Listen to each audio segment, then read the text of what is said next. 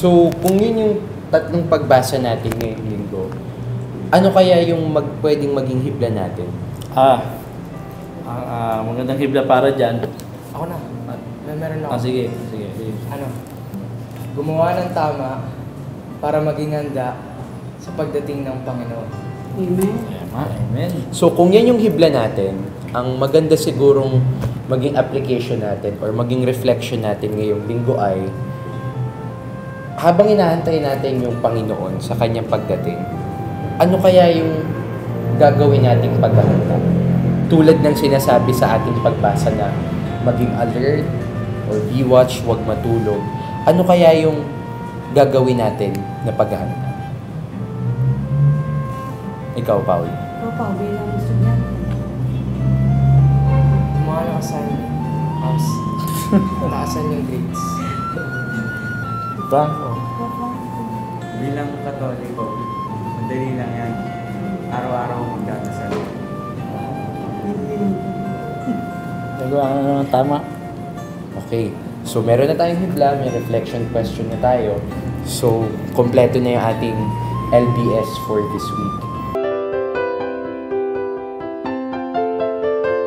So, let's end with the prayers. Siyempre, si Daddy pa rin yung magbibigay. Tayo. Sa alam mo ng Ama, Anak, ang Espiritu Santo. Amen. Hawak tayo ng kamay. Panginoon, maraming salamat. Muli mong binigay ang iyong mensahe para sa amin, Panginoon. Upang kami maghanda sa inyong pagdating, Lord. Lord, ikaw lang ang aming hinihintay. Lahat ng ito ay aming gagawin para sa iyo, Panginoon sa Kristo. Sa ngala Ama, Anak, Espiritu Santo. Amen.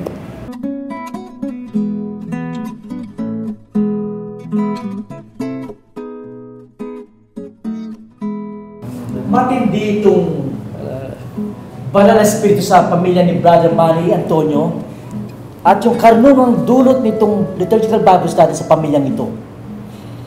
Si Carlo po ay 13 years old na nagsimula siya ng Bible study.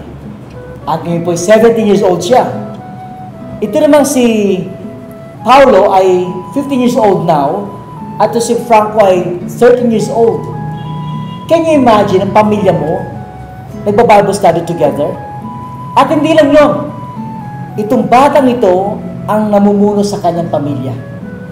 Of course, marunong si Manny, marunong si Jenny, pero iba yung bata rin kung minsan nagsimula ng Bible study nito.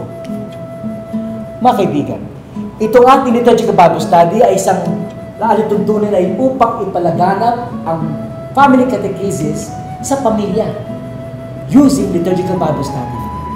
Tingnan po niyo sa website www.liturgicalbiblestudy.com at huwag niyo pong kakalimutan i-like sa Facebook sapagkat mas maraming nagkakagusto sa liturgical Bible study, lalo nagkakaroon ng pag-asa ang ating pamilya ay para sa Panginoon. At ang ating hibla ay gawin ang tama para sa paghahanda sa pagdating ng Panginoon. At tamang-tama rin ang ating salmo responsorio. Lord, make us turn to you, let us see your face, and we shall be saved. Tandaan po ninyo, the family that LBS together stays together. Salamat po. Hanggang sa muli.